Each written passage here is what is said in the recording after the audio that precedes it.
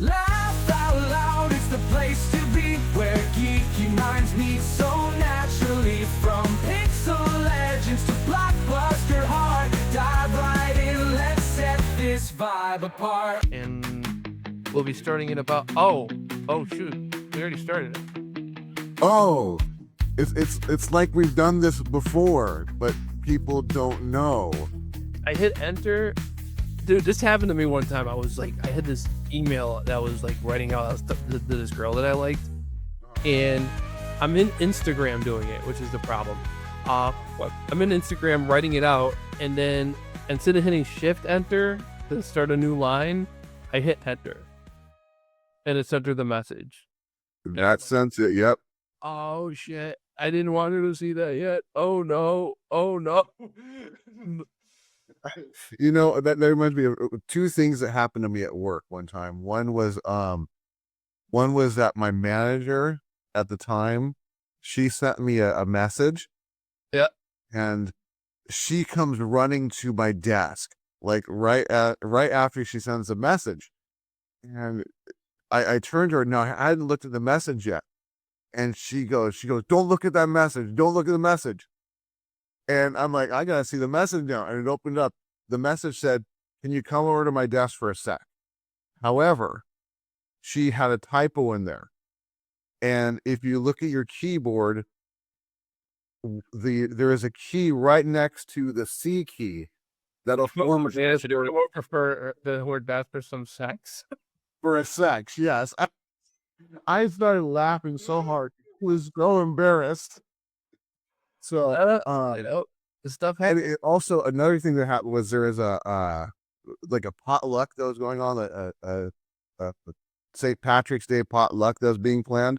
And I swear, like every 4 hours or so, the person that was planning it was sending out a message like, "Don't forget to bring something. Don't forget." And I brought up a message to send to the person across the way from me, just so, you know, it wasn't said out loud. And I said, if I get another one of those messages, I swear I'm going to vomit everywhere. Hit enter. And then I looked at who I sent it to. And I sent it to the person that had been planning the potluck instead. Oh. I was like, ha, ha, ha, you know, whatever. And I was like, oh, man. So yeah, no, there's times when like, or I'd send a text message to the wrong person. Like I was talking to a girl about a concert, and then later I saw a link for the concert, but the last person I texted was my boss's daughter. So, so I ended up sending her a link to the concert. Well, hopefully she enjoyed that. Well, you know, they're a good show if you want to go see it. I wasn't meant to send to you. I mean, it could technically be worse. I mean, you could have ended up taking her to the concert yourself and then taking the good seat in the front and then giving her the nosebleed seat in the back or something. Yeah. Oh boy. So here's a recap. This is take 2 of this intro because of some stuff that happened in take 1. Yeah, we started exchanging social security numbers, and then we realized we probably shouldn't be doing that. Yes, exactly. And we're gonna recap some of take 1, which is how do we recap this? People are on their phones too much. People record too much. Too much goes on to Instagram. Yeah, Mike talked about, and I talked about, we go to these live shows, and Hold on. Back up. Hold on. Back up. It even goes further than that. We're talking about New Year's resolutions and how people go to the gym. And you had mentioned that there was a certain kind of person that you weren't fond of at the gym. Yeah, so I'm kind of glad that so maybe it's good that we did a take 2 on that. Not that I think that they're gonna listen, but there's somebody who knows them who might listen. Yeah, it's just when you take constant pictures, it's just like the people who document their entire life. Like I maybe if you want to take pictures of everything, that's a whole different thing. I know people who take pictures of everything. They never post a damn thing. They take the pictures and now they have them, and then they periodically go through them, I'm sure, as I go through my pictures periodically, and you remember stuff and you get reminders. but I don't post everything because number one, it's none of your damn business. And number two, you probably wouldn't find it interesting, half as interesting as I'm finding it anyway. So fuck you. Yeah. And, it's like I said on the first take that we did. It's the ones that are like at the gym looking cute. Yeah. And it's like you always see them like sitting on one of the machines with their hands on their face and the sunglasses on in their gym clothes. And you're like, dude, I never seen you actually pumping iron or anything like that. You're just sitting on the equipment Yeah. or wearing your freaking, what are those, the tight spandex pants called again? I don't even know. And just trying to show off yourself. And it's the point where it's like, why? And it's all about likes. Oh yeah, it is. That's what our generation's all about. It's all about likes. Yep. And we're talking about like we go to these live shows and people they all they got their phones out. They're not even paying attention to the show. They're paying attention to making sure their phone's capturing the show. And it's like Yes, exactly. They've spent like, I watch these wrestling shows, and these wrestling shows they have these cameras that are these are high end cameras. These are and they're only cameras. They don't answer phones. They don't play music. They only take video. They don't even capture sound, half of them. So these things are specially designed to do this one function. You might think, I don't know, it might do it better than your phone will. Maybe, possibly. So I did give my little hint as to what I did. That if you may want to look into as a more strategic plan, if you're one of those people that go to the concert and you're like, I gotta videotape this. So Ben, you already know about this. I went to the Beanie Show. Yeah. And I went with Matt and I went with my cousin. And I ended up picking the ticket up for Matt, which was okay because he drove out to the concert, which is a couple hours away. And I do not like driving in the area where we had to go for the concert, so it worked out as worth it. He doesn't like the group, so I got to watch the concert while he videotaped it. And that works out very well. So, yeah. Now you have an illegal bootleg of a concert that you do not have a license for. Because your license was to attend the thing in person, not to record it, not to keep it. I don't think but it's just most bands don't care. The record company will care. You could probably upload this and it'd be like copyright protection. The group allows it. Yeah. Sometimes it depends on what it is. And some bands, like the Grateful Dead, used to encourage people to record their shows. Yeah. But then they went ahead years later and they found all those, like not all of them, obviously, but they found a lot of those recordings and they started remastering them and releasing them as new albums. There's a band that hasn't like been active in decades, and they probably still have a list of like it used to be Dick's picks, and now it's like Dave's picks or something like that. It's just because you know these different archivists who have all these collections of Grateful Dead tapes, and they run it through the machine, and AI probably fixes it up a little bit, I would imagine. And yeah, you know, it's like when Tupac died, Tupac released more albums after he died than when he did when he was alive. You know. So what you're trying to say is that, or like these tapes. What's that? You're trying to say that the Grateful Live is not the actual band, that they were the Grateful Dead? Because I've been watching Grateful Live, and they're still alive. The Grateful Live? They're still living? That one didn't work. Yeah, it didn't really work. I think we're gonna have to do this one again. Start this one over now. We're like 40 minutes in, he wants 30. So it's actually, no, I was just thinking about, we talked about when we first did this was how this isn't scripted, but I think we just scripted the episode in a way. Well, because we already did half of this, and we're retreading stuff and skipping over the parts that we didn't feel comfortable about. So does that mean we just did We Speak, We Regurgitate? Sure. Do you want to do one of those? No, I'm saying that we just did it right now. Oh, we just did it. Yeah. Okay. Yeah. So that's actually, so we don't even have to do that tonight, which is fine. I didn't have anything anyway. Doesn't matter. We got a Ben does it, so I didn't have to. Yeah. And then we've got our main topic. I don't think we have anything else. So I'm going to cover the thing that I did so you don't have to, even though you might want to. It actually wasn't that bad. The Client List is a 2010 American television film directed by Eric Lemieux. The movie stars Jennifer Love Hewitt as Samantha Horton, a struggling single mother in Texas who takes a job at a day spa to support her family. She soon discovers the spa offers illegal sexual services to its clients, placing her in a moral and legal dilemma as she becomes increasingly dependent on the income. As law enforcement closes in, Samantha must navigate secrecy, personal guilt, and the risk of losing custody of her children. The film is inspired by real events and draws attention for its subject matter and Hewitt's dramatic performance. Its success led directly to the creation of a later television series adaptation. So this is actually pretty good. This one here, like it said in the description, basically, so Jennifer Love Hewitt is she plays Samantha, who is a former beauty queen. They can't use any of the actual titles, so she's like Miss Mid Texas or some bullshit. They make up a name. She's the Miss whatever.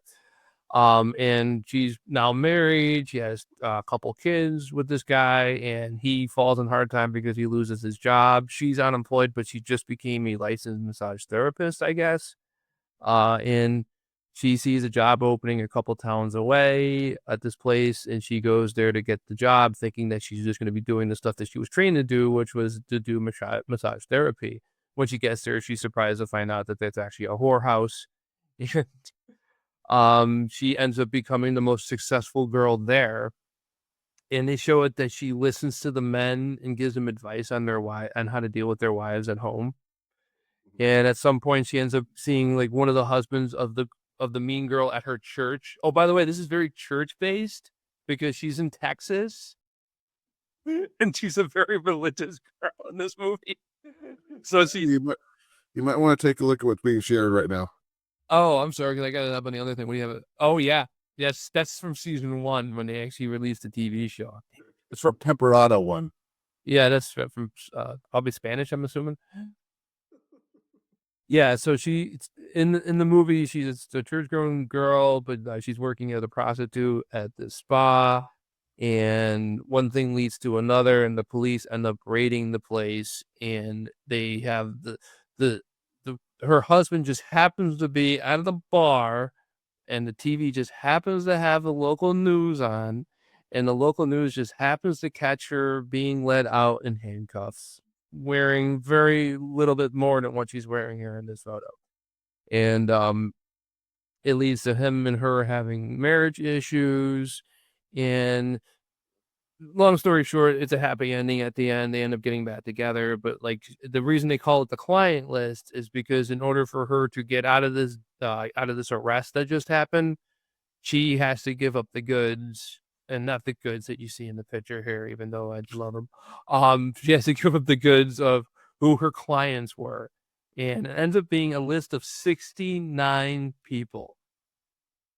And so she ends up serving 30 days in prison, which literally in the movie, the 30 days of prison they show her getting booked. They show her getting her fingerprints done. They show her getting her photo taken. And then they show her walking back into her home 31 days later.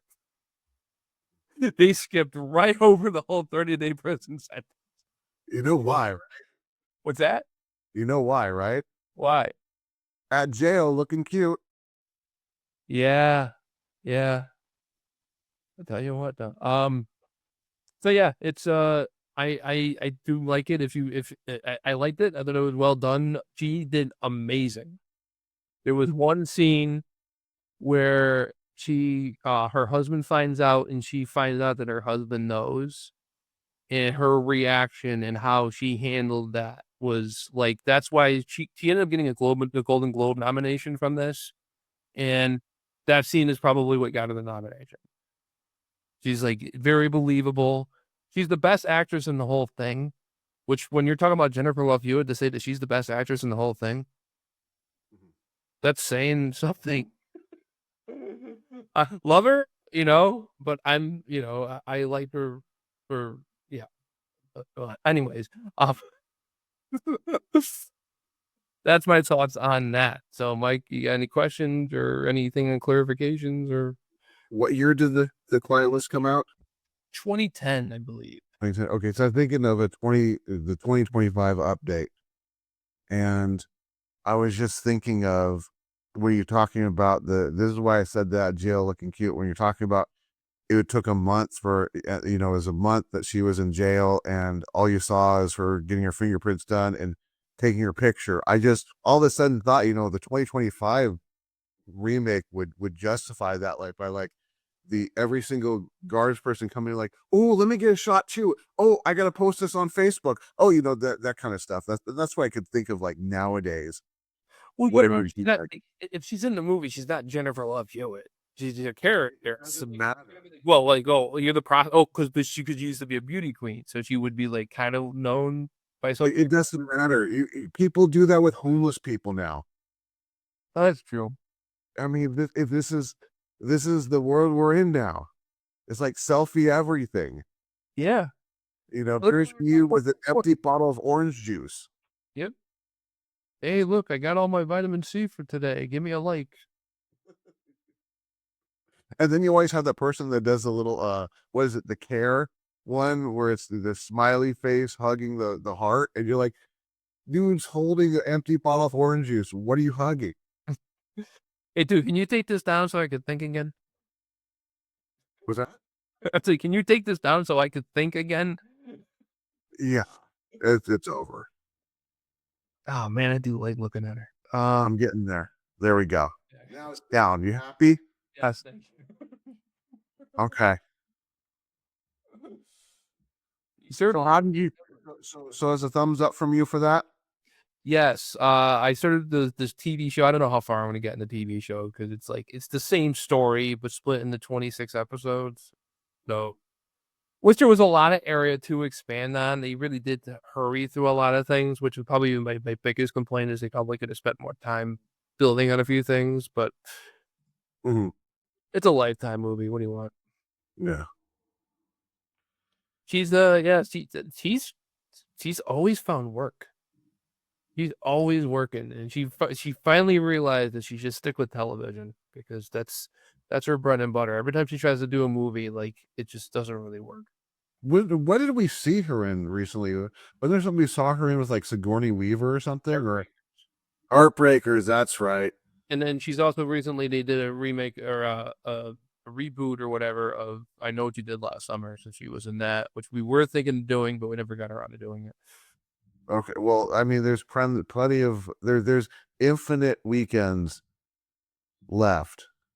We might just not make some of them, but there are infinite weekends, so we'll work it in somewhere. Yeah, yeah. I think that we could do. I would think we should do like I Know What You Did, the older version, and compare it to the new one. Maybe I don't know. I've never seen any of them. They're just your normal slasher films. I think that's why is I never saw them because I saw like Scream, and I was like, okay, I'm cool with just watching Scream. It just seemed like more Scream, just with a different name. So Yeah, this is Scream with a different cast. Really, is what it is. It's like instead of like who's in that one, like Drew Barrymore and whoever was the chick from Friends. Instead of them being in it, it's Sarah Michelle Gellar and Jennifer Love Hewitt. It's okay, gotcha. yeah, which to me I think was an upgrading cast because I like that too. But okay, So we're like almost 20 minutes into it, and I haven't mentioned this is our Christmas episode. yeah, this is supposed to be this is Christmas Take Two. We said it at the top, I think. Yes, Christmas Take Two. Well, actually, it kind of is. If you're a longtime listener, which you probably aren't, because I think the only person that was with us was the person from Ireland, which I don't think is with us anymore. So, Doesn't listen anymore. what's that? I said we don't think he died. He just doesn't listen anymore. Yeah, he said he's no longer with us. So yeah, if a better place. well, I'm hoping that we get a comment at this point. Go like, yeah, I remember the first time you guys did this topic, and I'm not dead yet, because I would love to have that person on the show if they still listen to us. They're very welcome to come on the BM show. So How do you buy a farm and not just have somebody go and like look at you sideways when you go and say, "Oh yeah, I bought the farm." huh? If you buy a farm and you go and say, "I bought the farm," that means that someone died. They bought the farm. Well, that's why you say I bought a farm. Yeah, you don't say I bought the farm. Yeah, unless it would have to be the only farm in that area, but then you might be a little bit more specific. Or you probably say I bought that farm. Or you talk about just somebody else, like they bought the farm, or what happened to the dog? Oh, he went to a farm upstate, but the actual dog actually went upstate to a farm and it's not dead. You know, It's the same thing as it's like, dude, what'd you do to your toe? Oh man, I kicked the bucket. I kicked the bucket. You know? That's what it was. It was like 2 weeks ago. I'm like at church, and one of the women there, she kicks the garbage can. She goes, "I kicked the bucket." And I'm like, "You died?" Yeah.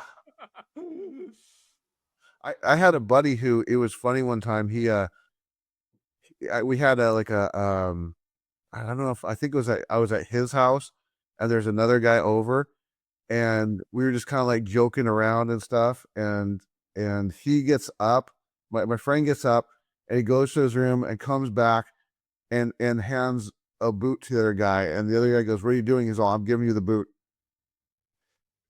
And I was like, "Well, there you go, got the point across." Like when you show someone the door. Exactly. There's the door. Yep. Bye. I had way back in 6th grade, I think it was, no, not 6th grade, 8th grade. My science teacher, one of the funny things that he would say all the time, so he'd get really mad at somebody, and well, first off, he'd be like, "F for the day." That would be one of them. But he'd also go, "There's a door, use it." And we love to hear that. I had a teacher who used to say horse of a different color all the time. Okay. Oh, like, oh, well, like if you tell him something and you think, oh, well, that's a horse of a different color. And then I'm like, he had to explain to me that, like, what movie that was from, even though I shouldn't have known. I don't even know what movie that's from. That's why. It's from The Wizard of Oz. Well, I was gonna Google it, and you just spoiled it all. Thanks a lot, Ben.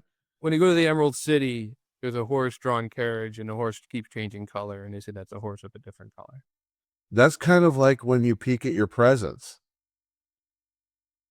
Well, a horse of a different color is when you talk about something. It's now a colonialism, I guess, that some people use, not enough, not a majority of people. But when you know that's a horse of a different color is if I was talking about, I'm going on and on and on about a Genesis game, and you go, "No, dude, it's for Super Nintendo." Oh, well, that's a horse of a different color. That means like it's a completely different topic. And I had a teacher, like I said, that used to use that, and I'm like, I think you're the only person who uses that. I think at this point, what we need to do is we do need to start scripting that, because I was trying to make that transition into our main topic, and you just like went off on a whole brand new topic at that point. Oh, okay. Well, the topic today Is a horse of a different color. Today's topic is a horse of a different color from what we've been talking about. Yes, we're going to be talking about horses of different colors and different breeds, as we are both, me and Mike are both horse experts. We know. Just to delay this even more is no, so my my father-in-law. Okay, so my sister-in-law, just my sister. My sister-in-law, she has what's going on with her, and she knows, milk comes from cows. Yeah. And then my father-in-law teaches her, oh, the tan cows, tan cows make coffee. And so I'm like, okay, so then the black cows, they make chocolate milk. And the story, there we go. A cow of a different color makes a different secretion. I don't know if that's the right word to use or not. Dude, I was like in 2nd grade, 3rd grade, and there was a kid who, like, he was I think like either Hispanic or black, and we were like buddies, and we were talking about how, my mom drank regular milk and his mom must have drank chocolate milk. And we know this isn't true. We're just fucking around. We're just having fun with this, right? Yeah. But the teacher hears this, and all of a sudden they're all upset because of racial insensitivities. And this is back in the 80s, man. You know, but that was like the beginning of the whole thing where it's like, dude, we're just a bunch of stupid kids. We don't mean anything by it. We don't know what the fuck we're talking about. We're idiots. We are idiots talking about it. We're having fun. Oh, your mom must have drank chocolate milk. I think he went home and asked his mom, and I think she reported something to the school about it. Like, what kind of racism are you teaching over there? Oh wow. Well, like, it was like an inner city school too. I went to like a city school where there were like people in my class were like people who like lived downtown, you know? Mhm. But Well, just to let you know, if you ever go to like to out to dinner, and I'm not saying this in any sort of weird romantic way, if you ever go out to dinner with Matt, he's most likely going to, when they ask him what he'd like to drink, order chocolate milk and then ask for it to be extra chocolatey. good for him. Yeah, which I always thought was kind of a weird thing to get at a restaurant. It is kind of a weird thing, especially like when you're at like you're at a place where it's like one of those like it's a place that's a bar, but it's also a restaurant. Yep, Chili's is where he would do it. Oh, Chili's, yeah, okay. So you're like at a Chili's or Applebee's or something, and you're just like, "Yeah, can you give me a chocolate milk?" And they just like look at you like, "Is your kid coming?" What was there was some sort of movie? I think it was a movie where they're in a bar, but yet they're ordering milk, and it made them like look tough by ordering the milk. It's got to be a kids show or kids movie or something like that. And they're like, "Give me a milk straight up" or something like that. Yeah, that's always a trope that like the hero doesn't drink beer, they go to the bar and drink a milk, and it's like even wrestling does that. They did that with like Kurt Angle would go drink like he would take milk. Okay, so back in like the 90s, they did a whole thing where Stone Cold Steve Austin is fighting with Vince McMahon. Vince McMahon is the evil boss. Stone Cold is representing all the working class schlubs. And he shows up with a beer truck and he soaks the entire ring, Vince McMahon and Vince's family and all these people, he soaks them with beer. And fast forward a couple years, and now with the whole thing, and it's Kurt Angle is the guy who's representing the everyman, and he's up against once again Vince McMahon, I believe.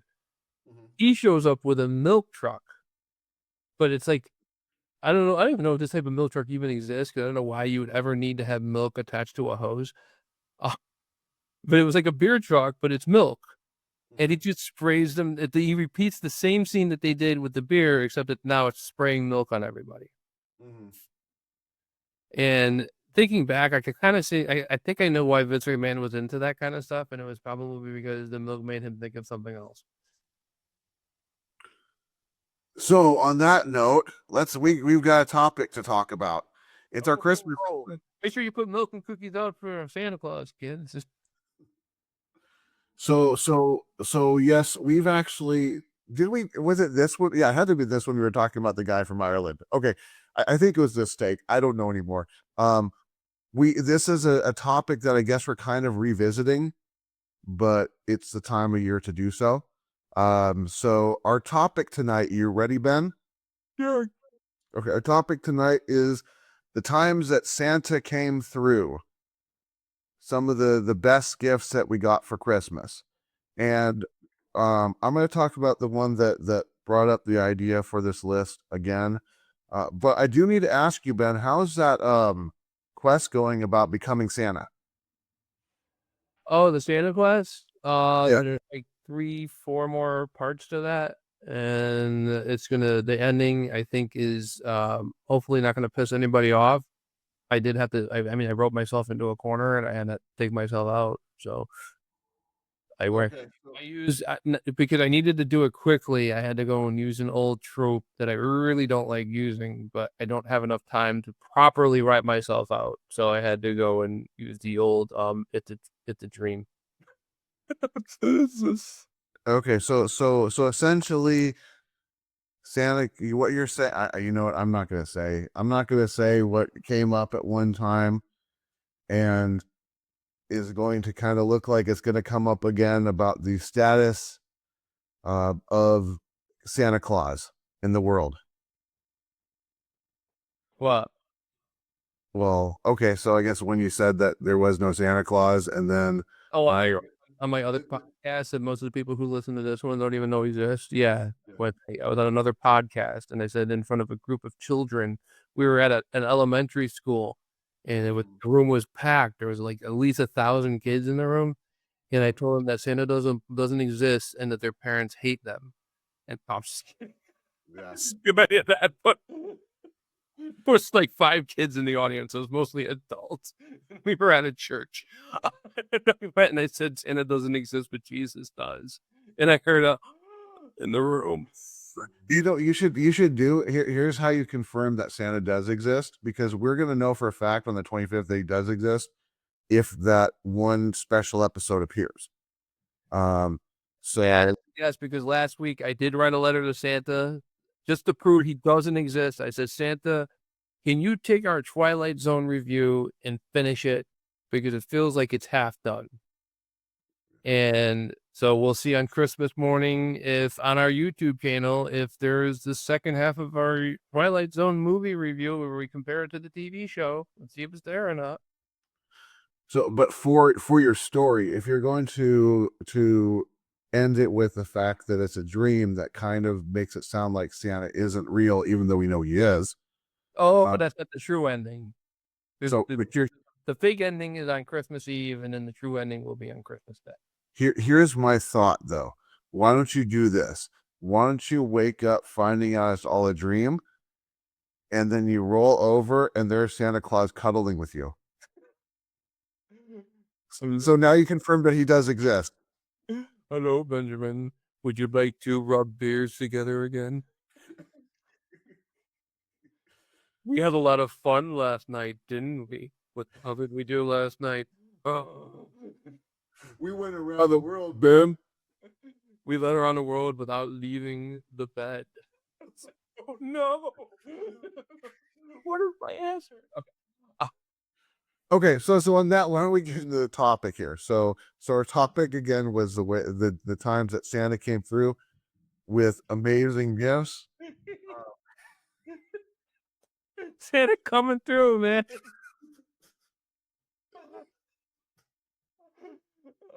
Oh. This is like the fire hose of milk.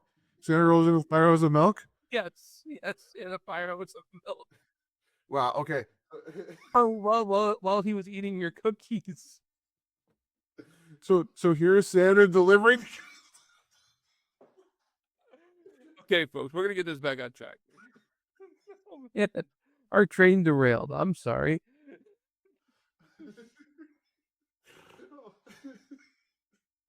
You saw a gigantic red elf in the middle of the train track, and it derailed. Santa giving you the best shot. Okay. I'll be coming down your chimney. Oh no. Okay. All right. Let me. Chimney cool. Which part of your body does smoke come out of? All right. We're done. Okay. All right. Mike, what brought you to make this list?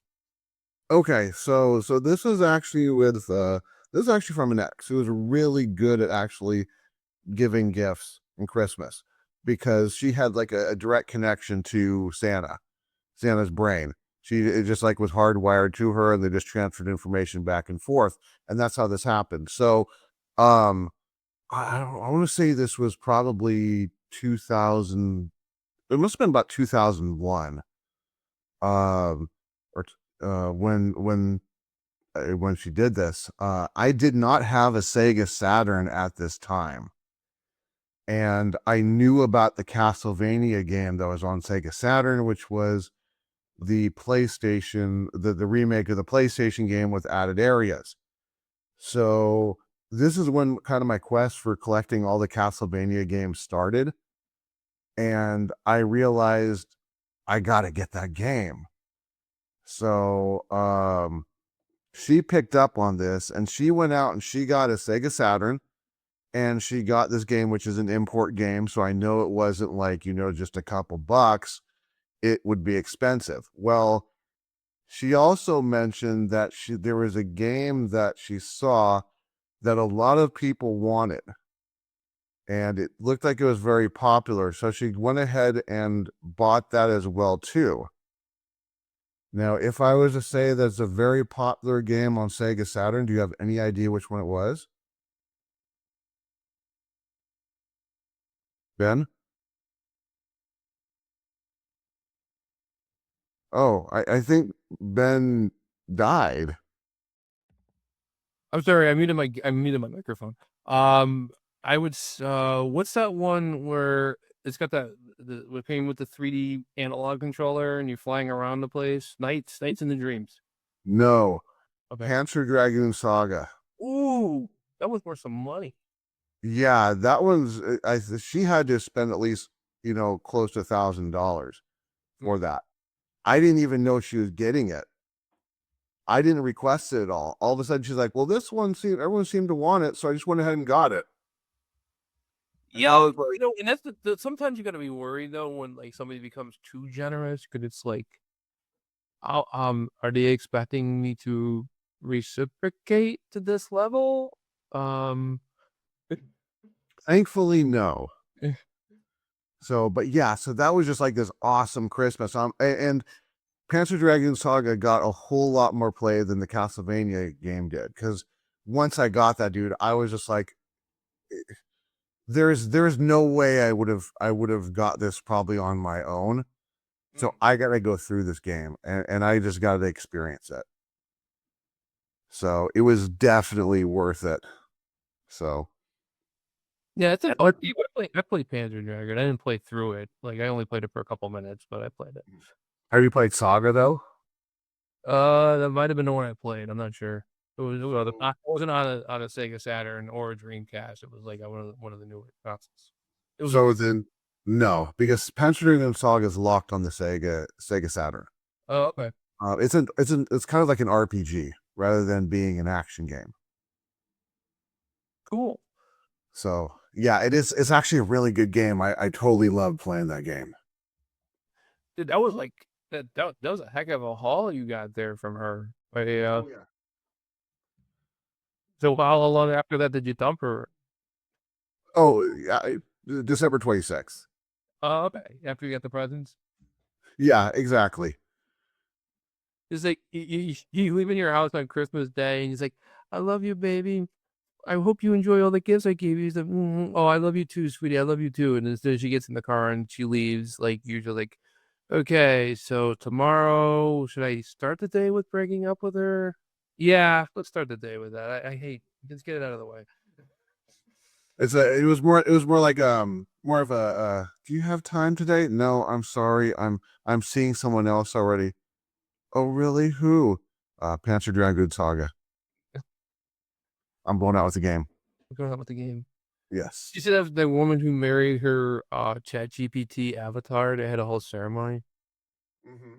Yep. I'm like, why don't you just have a birthday party for yourself? If that's what you want, that's what you're doing, is just a party. Just go and say, hey, everybody, I'm turning 30 and I'm having a birthday party. And order a big hall and get a caterer and invite everyone you know. Because that's what you just did, pretty much. You just did that, except you made yourself into a fool by marrying your phone. There's people that are probably doing that already. But there's also something else that happened the same year, is that Matt was also involved with this this gift and finding everything. So he went out and he got Shining Force, I think it was on Saturn, which also wasn't a cheap game, but they sent him Solar Eclipse instead, which was just some cheesy space shooter game. I saw the wrong thing, and then like I bought a copy of Star Wars Empire Strikes Back, and it was advertised on eBay to include the comic book. This was the re-release that was in Walmart's only, and you get the comic book with the copy of the movie. I ordered it, and they sent me, and it was just a movie. And I go, hey man, this is supposed to be coming with the comic book, like it said in your ad. He goes, they go, oh, the ad's not the script. They actually went through afterwards and actually edited the ad, and I'm like, you're an idiot. You don't think eBay has the ability to pull this? It was over $5, so I let it go. But I'm like, you're just the worst kind of scumbag to go and pull something like this and then go change the thing afterwards. Like eBay's not gonna know. Yeah. Or I mean, you could probably get it like using like the Wayback Machine or something like that. I don't even count on that. I'd have eBay go and look at it. eBay can tell. Yeah. They have all those records up then. Why should I do all the legwork? Let them do it. Like I said, it was over $5, so I let it go. But I was like, dude, this is like, you're scummy. You don't do this. You don't go like, you advertised it with the comic book. I want the fucking comic book. Yes, exactly. You know, I swore I bought these when they were out, and I put them in storage somewhere, and I cannot find where I put them. Well, I had that happen to me, but kind of in a reverse where it would have benefited me. Because there was some game that I ordered. I don't remember what game it was, but it wasn't very expensive. And they sent me like Tactics Ogre 64, which is a super expensive rare game. And I could have sat on it. I could have been like, man, I could just take this and resell this and buy the other game back like 4 times over. But I ended up reaching out to them like, hey, I got this copy. And they're like, thank you for contacting us, because the other person contacted us and said they got the wrong thing. So I ended up sending it back, and then they sent the right one. They sent that one to the person. I've had it where I've sent the wrong stuff to customers before, or I've been it where it sent me the wrong thing. And what we normally would do is they try to set it up where I could just send it directly to the person, and they send it directly to me instead of going back to the middleman. Yeah. Which then everybody's into that. They don't want to give their address to everybody, but Yeah. I'm like, it's so much easier, because otherwise I'm shipping it back to them, and then they have to ship it off to you, and now you're gonna go 2 weeks without your thing instead of a week. Yeah. Yeah, that is a drawback as well. It's like, just, I ship it to you, you ship it to me, we have our stuff, everybody leaves happy. And the seller would refund us the postage. The only problem is that the other person has to be trustworthy, because if not, then you're in a real bad issue.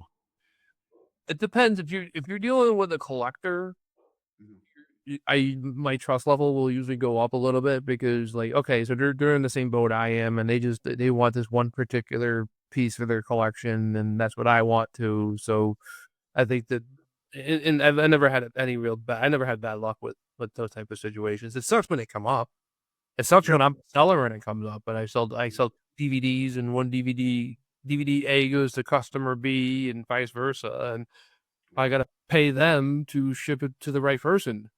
First, I have to get them to both agree to the solution, which, like I said, no one's ever said no, but it's still there. Like, I don't, I gave you my address. I don't want this other guy to have my address too. Yeah. Which I could see some people that get paranoid about it. But yeah. Well, there's this kind of off the subject, but on the subject, is that there was a board game that was like super huge, big board game that they shipped one of the miniatures. And what happened was, in the production, it was like a spider miniature, and it had the left legs and had the right legs. Well, the legs look so similar that they put all the left legs together and all the right legs together. So what happened was, everybody was getting either a set of 2 sets of right legs but no left legs, or 2 sets of left legs but no right legs. So that was a big mess. And it turned out what happened was, this was all done through Kickstarter. People started saying, hey, I'm kind of in this area. Is there anyone else in this area that has the opposite version of me?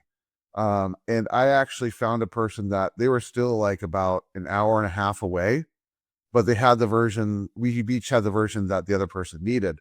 So we found a place in, the middle of the 2 locations where we could just meet and make the exchange. It was just like this little like diner out in the middle of nowhere.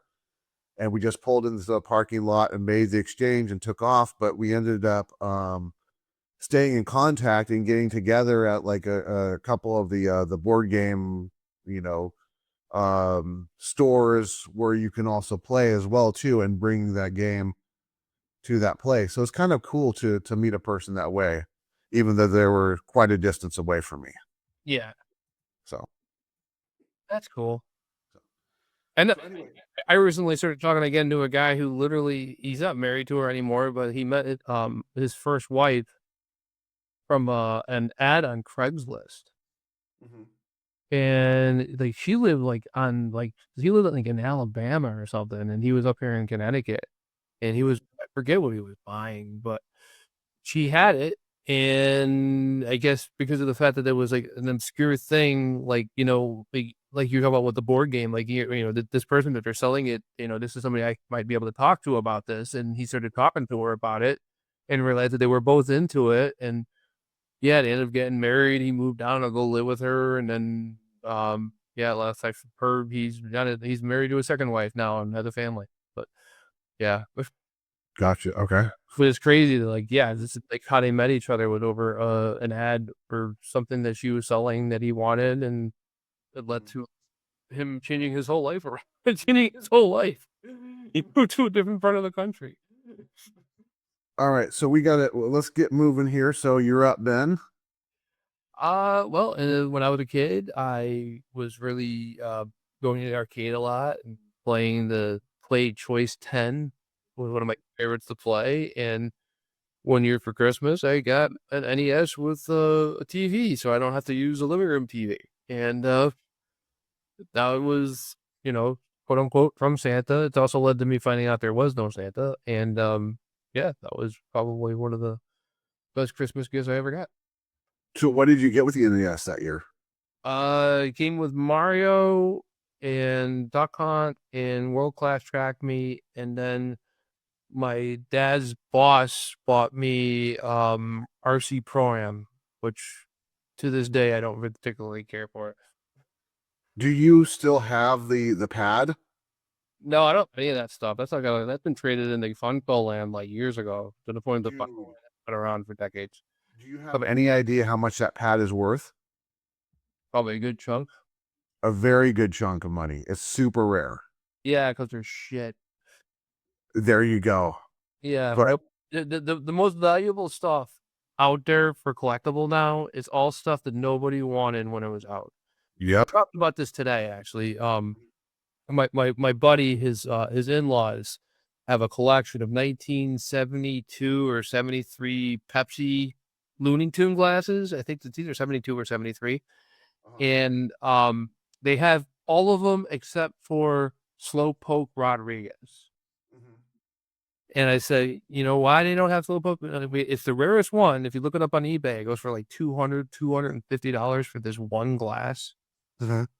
And I'm like, it must have been the most unpopular one out of all of them. Yeah. I bet you if I looked up Bugs Bunny, I probably can get his glass for like $5. Mhm.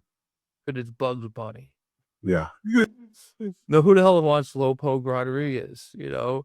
But that's what leads into it. It's like the more you sell, the more they're going to come back, and then it also will sometimes dip the price value. The perfect example of that is every year the John Madden games at like GameStop. Go buy last year's Madden game, you'll get it for like 2 cents. Like they're Yeah. ridiculously cheap. Nobody wants them. I was at Goodwill Friday. I was at a Goodwill I normally don't go to, and they had a whole video game section. You know what was the only thing that they had in that video game section? Sports games. Yep. That's all they had. They just had sports games because they're released every single year and they're all worthless. Mm-hmm. Yep. But if there was a sports game that they only released one time and it was a particularly good game, it might be worth something. Like I'm trying racking my brain looking for an example. I'm thinking of one right now. I'm checking it out right now to see if it's worth anything. Okay.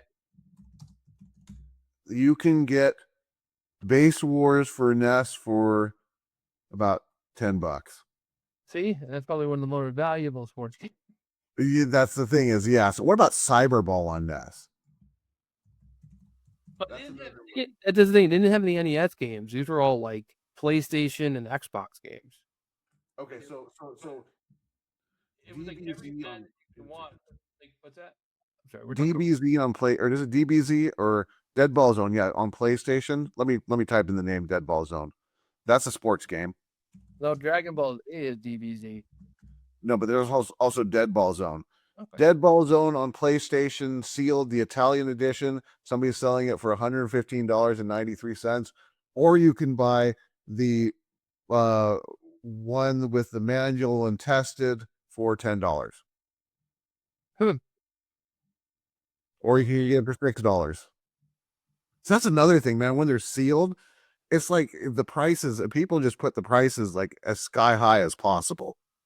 What I don't like is the fact that Goodwill seems to follow the prices on eBay with stuff. I'm like, all your inventory is free, Mm-hmm.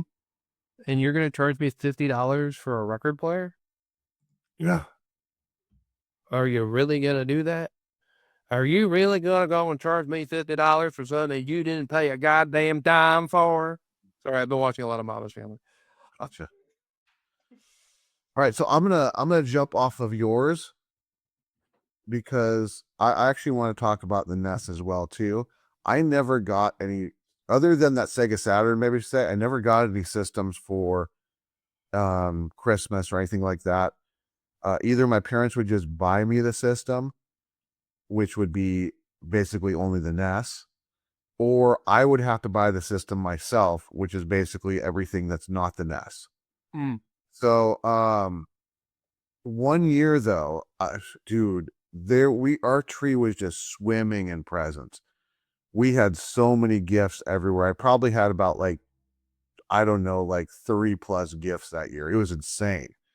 And there were 3 of them were Nintendo games. I know one was Casino Kid. I don't remember what the other one was, but the third one was the one that mattered. I did love Casino Kid. I gotta say that. But it was Gauntlet 2. But it was also Gauntlet 2 with the NES 4 score. And I loved my NES 4 score. I thought that was such a great little peripheral. Because I did have 4 controllers and it was so cool to actually play a Nintendo game with 4 players rather than being stuck on the 2. So that thing got a whole bunch of use. So when you're mentioning, getting the NES and all, I was thinking, man, is he going to steal my thunder and mention he got like the 4 score of the satellite? Yeah, no, I never got any of those. I was always into like the one-player games, really. Like sports, I played like Baseball Stars was like my favorite baseball game, and that was only because you can make your own guys. So, Yeah. okie doke. So go ahead, Ben. What do you got? Um, well, there was like 2012. My sister had just gotten married, and her husband took all the money they got from the wedding and they used it to buy Christmas gifts. And we had like it was the last big Christmas I've ever been part of, where it actually felt like Christmas for once. Because normally Christmas here just feels like another day, just we open presents. And what did I get that year? He bought me like an original Xbox that I could mod it. Because I was talking to him about like that was a project I was thinking about picking up, and he got me all the Dragon Warrior games for NES in collectible cases. Oh, wow. Yeah. And then the very next day we had a big drawn out fight, and I gave it all back to him. Really? Yeah. I gave every single bit of it back to him. I told him to fuck off. I don't want any of it. Wow. And to this day, we're not friends. I don't even know what the collectible cases look like for them. Oh, those like they're not like official ones. They're ones that like somebody made them, but they're like really Okay. tight cases. They're like so that you could put them like on a bookshelf and not look like a 10-year-old kid with a bunch of video games. Like more professional. Okay, gotcha.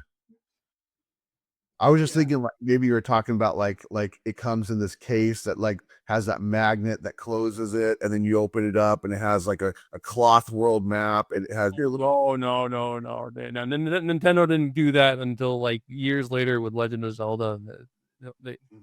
With these collectible editions. Those are always like crazy. I had the last time I bought one of those was when Grand Theft Auto 4 came out, and it was the most disappointing thing ever. I got a lock box where the lock broke literally like within a week. Mhm. And it was the cheapest duffel bag. and it was just all this cheap shit. It was just a collection of cheap shit. They charged me an extra $100 for it. It was like, or whatever it was, but it was more, is the point. And I was dating a girl at the time, and it was a very weird relationship where she was only around every other day.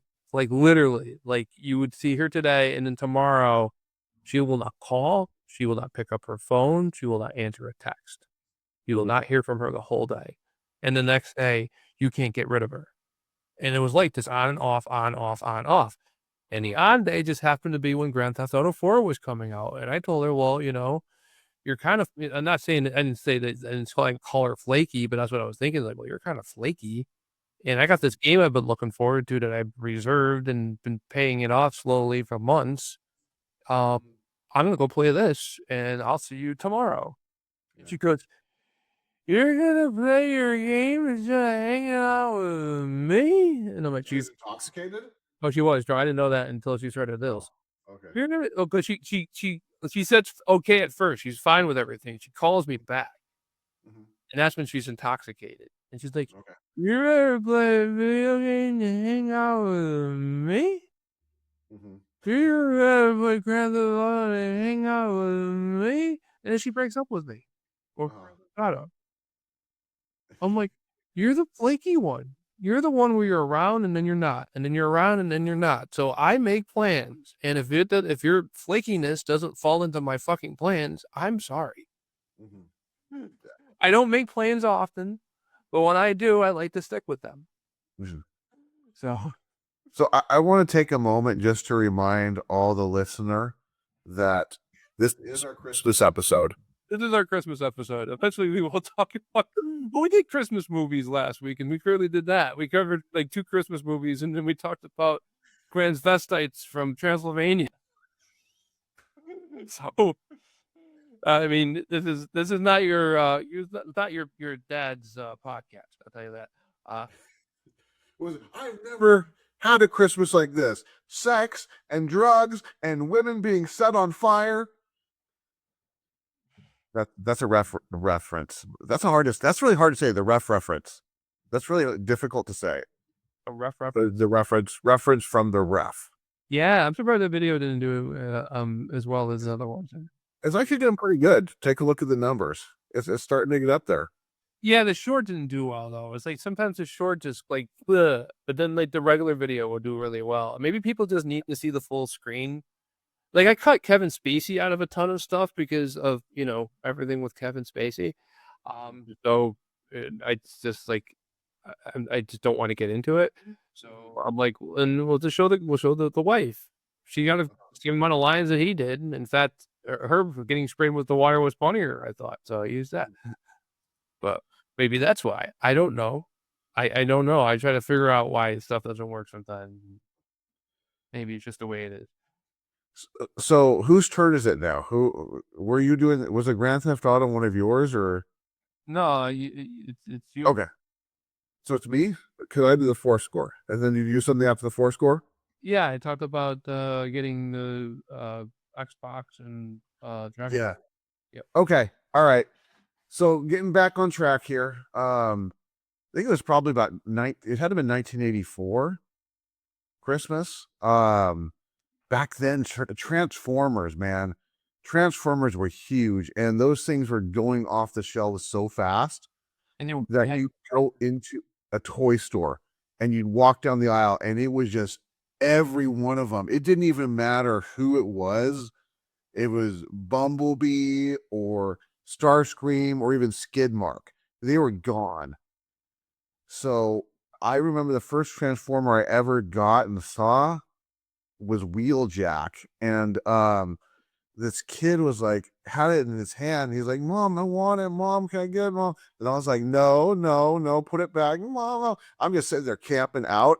He puts the thing back, I grab it, and then my mom gets it. And that day, I took it back to. We went to my grandparents. I was playing with Wheeljack and everything. It was, awesome. And then we got back home, and I wanted to show Matt, because this was before Matt was Matt Telica. So Matt lived right across the street on the way over to his house, just crossing the street, I dropped Wheeljack and broke him the day I got him. Now this isn't anything to do with Christmas. That's just kind of a backstory to how hard it was to get these crazy Transformers back then. But that Christmas, bro, I opened up first package I opened up, Optimus Prime. Then I opened up another one, Megatron. And then I opened up the third one, Shockwave, on the same Christmas. I had Shockwave. I got that. Shockwave. That was one of the nicer ones. I got Shockwave, and one year I got Ultra Magnus. Mm-hmm. And those were the two big ones that I ever got. The rest of them I bought, like all the bigger ones that I've ever gotten after that, like ones I bought. But for Christmas, like my mom bought me, I think Shockwave, which Shockwave was awesome. Mm-hmm. My favorite one's always been Soundwave, but like Soundwave, that was a whole thing. 'Cause, like you get 2 tapes with Soundwave, and then you also have all the additional tapes you had to buy separately, I think, or something like that. And but I never got Soundwave. But my mom would buy me the GoBot. So I had like the GoBot version of Soundwave, which was like a car. It was also a stereo. It's like a radio, a car, and it turned into a robot. That was something with the GoBots. The GoBots, a lot of them were actually practical things that you could use in your house. Like one of them, I think, was like it transformed into a lamp, and it was actually a functioning lamp. Mm-hmm. Like transformed into a phone, and it's a functioning phone. So, but with the Transformers, I did not have Soundwave, but I had Buzzsaw, which was the other bird that wasn't Laserbeak, and I think it was Ravage, but I had Blaster. However, I didn't have any tapes for Blaster because I don't even remember if Blaster came with any tapes, or maybe he came with like one. So I had the good guy radio with the bad guy tapes. So, you know, when you're a kid, improvise. They were brainwashed to the good guys. So, all right, then. Okay. I think I don't know if I have many more because it's like that covered all the big ones. Yeah, I just got like a couple more I was thinking of mentioning. Go ahead. Okay, so I don't know why this is a big deal. This one, Super NES Christmas, one of the Super NES Christmases. I got Stunt Race FX. Do you know Stunt Race FX? Yep. It's all it is just a really cheesy Super NES racing game. But man, I played so much of that. And like I just remember I was so excited to get that game. I ran it back to the room, and I wasn't one to play for hours. I've never been somebody who could sit there and be like, oh, I'm gonna spend all day playing this game. I can't do that. But I put so much time into that game, and just absolutely loved it. And it's like it was just a cheap Super NES game. And then sometimes that's all that really you need, you know? I got a radio one year. It was one of those all-in-one units where it's got like the AM, FM, tape player, record player, CD player, all in one thing. Mm-hmm. And that was kind of cool because I was able to like, you know, I also then like play myself out there's records and then the CDs. So we had to go down to like Kmart, and like my very first CD I bought was DJ Jazzy Jeff and the Fresh Prince. He's the DJ, I'm the rapper, which is their second album. Mm-hmm. And for a lot of that, it was like the only CD I had. Yeah. CDs were so expensive, and then we had all these like theories, like, well, you know, if you take a CD and you put it on a record player, the record player will play it. And I went and said, well, do you have a CD you'd be willing for me to try that on? Because the one I have cost me $15. Yeah, that's not a good idea. I'm not saying you're wrong. I'm just not trying it on mine. Exactly. So the other one that I want to mention is that I've gotten a few musical instruments. I got, when I was a little kid, I got a little kid drum set. And I still remember that that little drum set. I got a couple keyboards. The first keyboard I got, oh, I had so much fun with that. We would so I didn't know anything about piano when I got the first keyboard. And I just liked the fact that it had all these sounds. Well, it had a phone ringing sound. And I don't know how many times like I would mess with other people, like my friends' mom and dad, and go close to the phone and plug the keyboard in and hide, and then put it on phone and ring it. And you'd hear them come running out and pick up the phone like, hello, is anyone there? No idea how many times we did that, but I had so much fun doing stupid stuff like that. But then eventually my parents actually got me a more professional keyboard. Yep. When I was doing piano. And I mean, I still have that thing set up, and I've actually had a couple people come in and even, they're really good on keyboard and just use that to jam. I can hook it into my computer and record, possibly. It's an older keyboard, so I don't know if I'll have what adapters I'd actually have to get to do that. But I mean, I still love the thing. I've got it set up and it's ready to go whenever anyone wants to jam. So it's been a really nice keyboard, and it's part of the whole music collection. Cool. And it does have a name, just like all my other instruments do. What's it called? Keith. Keith. Yes. So, and that's all I have. All right. Well, folks, I hope you have a Merry Christmas. Mike, I hope you have a Merry Christmas. I hope everybody has a great holiday. Spend time with family and loved ones and all that fun stuff. And ironically, we just talked about the gifts that we got, and this is in no way related, but next week we will be talking about our games wish list. So things we're hoping to see come out in 2026 that we're looking to pick up. Very good. Yep. Until then, I'm going to go and take the final word here. Go ahead. Merry Christmas.